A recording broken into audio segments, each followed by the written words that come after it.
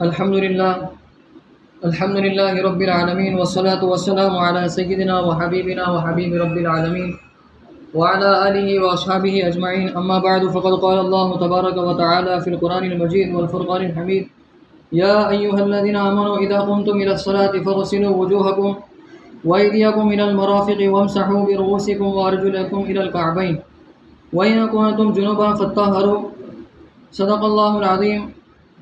وقال النبي صلى الله عليه وسلم: الطهور شطر الإيمان. وقال في مقام آخر: مفتاح الصلاة الطهور، او كما قال علیہ الصلاۃ والسلام. اس سے پہلے آپ سے کہا جا چکا تھا کہ پیشاب کے قطرے کے سلسلے میں ایک بیان انشاءاللہ کیا جائے گا. تو سب سے پہلی بات پیشاب کے قطروں کے سلسلے میں جاننے سے پہلے یہ ہے کہ غسل کس چیز سے فرض ہوتا ہے اور کس چیز سے وضو ٹوٹتا ہے اور کس چیز سے غسل فرض ہوتا ہے. تو 3 قسم کی چیزیں ہیں جو ہماری اگلے جو شرم گاہ ہے وہاں سے نکلتی ہے.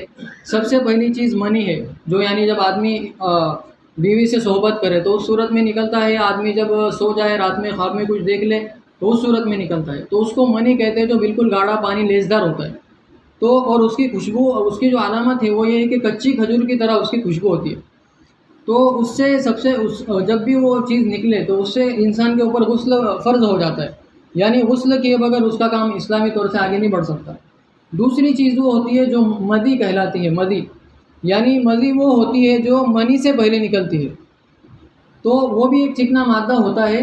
تو وہ نکلنے سے بعض دفعہ یہ ہوتا ہے کہ بھائی ابھی تو ایک عام چیز ہو گئی ہے، کچھ غلط چیزیں دیکھ لیا، کسی لڑکی کو گزرتا ہوا دیکھ لیا تو کمزور لوگ ہیں تو فوراً وہ پتلا پانی نکلتا ہے. تو اکثروں کو یہ شکایت ہوتی ہے کہ بھائی میرے کو تو غسل فرض ہو گیا، اب میں کہاں جا کے غسل کروں اور کہاں جا کے نماز پڑھوں. تو وہ جو پتلا پانی نکلتا ہے تھوڑا سا شہوت میں آنے کے بعد کچھ دیکھ لیا تو اس صورت میں غسل فرض نہیں ہوتا بلکہ صرف وضو ٹوٹتا ہے. اور وضو کر لینے سے اور وہ جہاں پہ اپنی پیشاب کی جگہ دھو لینے سے وہ پاک ہو جاتا ہے. تو یہ مزی کا مسئلہ یہ ہے. تیسری چیز وہ ہوتی ہے جو ودی کہلاتی ہے. ودی وہ چیز ہوتی ہے جو پیشاب کرنے کے بعد عموماً اکثر لوگوں کو یہ بیماری ہوتی ہے کہ بھائی کچھ چکنا پانی نکلتا ہے پیشاب کے بعد. تو اس صورت میں بھی انسان کے اوپر غسل فرض نہیں ہوتا. اس صورت میں بھی صرف انسان کو کیا کرنا پڑے گا، اس جگہ کو دھونا پڑے گا اور وضو کرنا پڑیں گے، اور اس سے انسان کو جو ہے تو پاکی حاصل ہو جائیں گی. اس کے علاوہ پیشاب ہے. پیشاب کو تو ہم سب جانتے ہیں. پیشاب کو پیشاب اس لیے کہتے ہیں کہ جیسے ہم لوگ بولتے ہیں نا بار بار کہ یہ آپ کے سامنے حمد پیش کریں گے، نعت پیش کریں گے. تو پیش کرنے کا مطلب سامنے لانا، سامنے. اور آب کہتے ہیں پانی کو. جیسے بولتے ہیں نا یہاں کی آب و ہوا بہت اچھی ہے، تو آب کا مطلب ہوتا ہے پانی. پیش آب یعنی آگے کا پانی، تو آگے سے نکلتا ہے اس لیے اس کو کیا کہتے ہیں، پیشاب. تو اس سلسلے میں یہی حکم ہے کہ بھائی پیشاب کا جب بھی پانی نکلے گا تو اس سے بھی کیا ہو جاتا ہے، صرف وضو ٹوٹتا ہے. اب سب سے پہلا مسئلہ یہ ہے کہ پیشاب کے سلسلے میں کچھ لوگ بہت زیادہ وہمے ہوتے ہیں. یعنی وہ پیشاب کرنے کے بعد پیشاب کا قطرہ نکلے یا نہ نکلے ان کو لگتا ہے کہ بھائی نکلا ہے. وہ اسی چکر میں وہ 10 مرتبہ جا کر بیٹھیں گے اور مطلب بار بار جائیں گے طہارت خانے میں، دیکھیں گے، بار بار نکلیں گے، پھر واپس جائیں گے. یعنی ان کو مطلب سکون ہی نہیں ملے گا. وہ بار بار جا کے بیٹھتے رہیں گے اور چیک کرتے رہیں گے. تو ایسی صورت میں اللہ کے نبی صلی اللہ علیہ وسلم نے یہ حکم دیا ہے کہ جس کو وہم ہوتا ہے نا بار بار، تو وہ کیا کرے، ایک مرتبہ اچھی طریقے سے پیشاب کر لے اور یہ یقین کر لے کہ اس کو پیشاب کے قطرے آنا بند ہو گئے.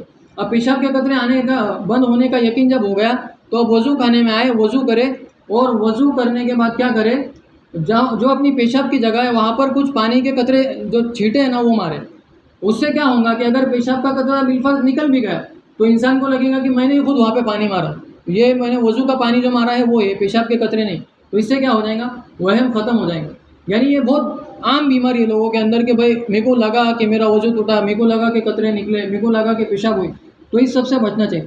دوسرے لوگ وہ ہوتے ہیں کہ بھائی ان کا وضو ہی نہیں ٹوٹتا. یعنی وہ لوگ پیشاب کے قطرے نکلے، یعنی اس میں دوسری ٹائپ کون سی ہے کہ ان لوگوں کا وضو ہی نہیں ٹوٹتا. یعنی پیشاب کے قطرے بھی نکلے تب بھی وضو نہیں ٹوٹتا ان کو. وہ بی بی تمیزہ تھی نا، جو کہ بی بی تمیزہ کو کیا ہوا، مولانا ان کے گھر پہ گئے، مولانا نے اس کو بتایا کہ بھائی تم نمازیں وغیرہ پڑھتی کہ نہیں. تو اس نے کہا کہ بھائی نہیں پڑھتی. کیوں نہیں پڑھتی؟ بولے وضو نہیں آتا. بولے تو مولانا نے اس کو وضو کرا دیا. اب وضو کرانے کے بعد مولانا چلے گئے اور چلے جانے کے بعد اپنے کام کاج میں لگ گئے. اور 10 سال کے بعد مولانا واپس آئے. 10 سال کے بعد مولانا واپس آئے اور مولانا نے اس سے پوچھا کہ بھائی نمازیں پڑھ رہی ہو نہیں؟ کہ بی بی تمیزہ نمازیں پڑھ رہی ہو؟ تو بی بی تمیزہ نے کہا کہ ہاں نمازیں پڑھ رہی ہو. اور پھر مولانا نے پوچھا کہ وضو کیسے کرتے ہو؟ اس کو وضو کرا کے گئے تھے نا، تو وضو کیسے کرتے ہو؟ تو بی بی تمیزہ نے کہا کہ بھائی 10 سال سے وہی تو وضو چل رہا ہے. بولا اب تو کیا کہا؟ 10 سال سے وہی وضو چل رہا ہے. وہ یعنی بچے بھی ہو گئے تب بھی وضو نہیں ٹوٹا اس کا. تو کچھ لوگ ایسے ہوتے ہیں کہ بھائی پیشاب کے قطرے نکلتے ہیں لیکن پھر بھی وہ لوگ سمجھتے ہیں کہ بھائی نہیں نکلے، ویسے ہی چل رہی گاڑی. تو اس لیے ہم لوگ اس سلسلے میں احتیاط کریں. دوسری قسم کی وہ لوگ ہیں کہ کبھی کبھی ان کو قطرے آتے ہیں، تو کبھی کبھی جن کو قطرے آتے ہیں تو اس سے وضو ٹوٹ جاتا ہے. وضو ٹوٹنے کا حکم اس کے بعد کیا کریں؟ جب بھی قطرے آنے کا یقین ہو جائے تو ہم لوگ واپس طہارت خانے میں جائیں، اچھے سے استنجا کریں، ٹیشو پیپر وغیرہ استعمال کریں.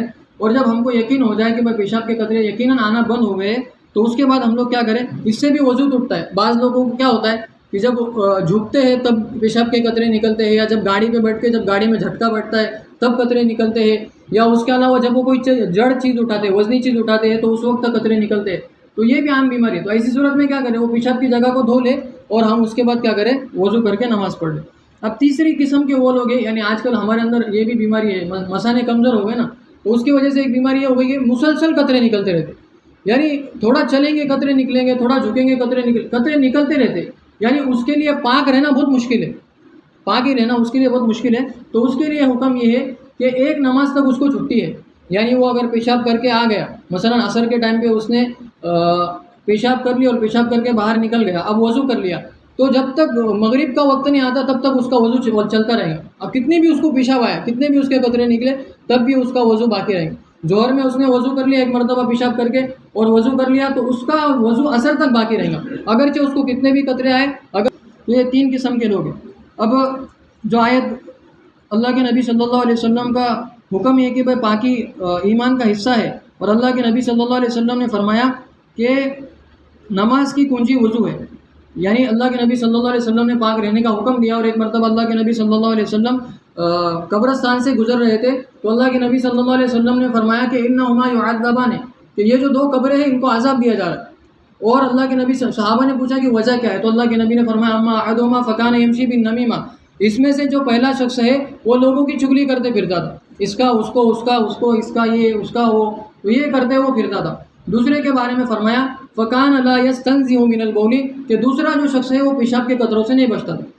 یعنی ہوتا ہے نا کہ بھائی کوئی ٹائلس ایسی ہوتی ہے کہ اس میں پیشاب کرنے سے وہ اڑ کے اور اپنے کپڑے پہ آتی ہے، یا کچھ جگہ ایسی ہوتی ہے کہ پتھر پہ پیشاب کرو تو وہ اڑ کے اپنے اوپر آتی ہے، یا کھڑے رہ کے جب پیشاب کرتے ہیں عموماً تو وہ قطرے پورے پینٹ پہ اور چپل وغیرہ پہ گرتے ہیں.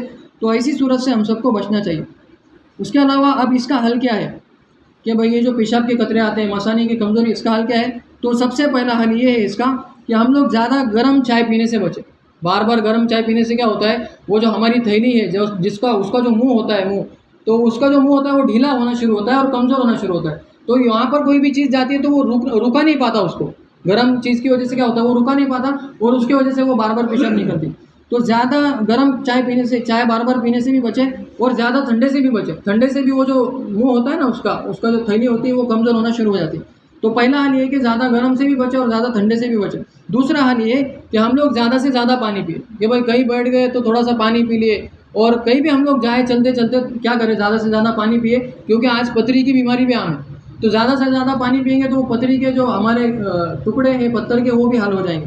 تیسرا حل یہ ہے کہ یعنی میرے ساتھ جو پیش آیا، مجھ کو جو علاج بتایا گیا وہ یہ ہے کہ دھنیا جو ہوتا ہے ہمارا، دھنیا اور جو کھڑی شکر ہوتی ہے جاڑی موٹی، تو اس کے کچھ ٹکڑے لے اور تھوڑا سا دھنیا لے، اور وہ دھنیا کو رات میں ہم لوگ ایک گلاس میں بھگا کے رکھیں. اس کو بھگا کے رکھنے کے بعد اس کو اچھی طریقے سے بھگنے دیں اور صبح ہونے کے بعد اس کو کیا کریں؟ پی لیں. وہ پانی پینے کے بعد وہ جو دھنیا ہے اس کو بھی کیا کریں؟ ہم لوگ چبا کے کھا لیں. یہ تیسرا حل ہے. چوتھا حل یہ ہے کہ اطمینان سے پیشاب کریں. کچھ لوگوں کو اتنی گڑبڑ ہوتی ہے کہ بھائی ان کی ایکسپریس چھوٹ رہی، وہ بھاگتے بھاگتے آئیں گے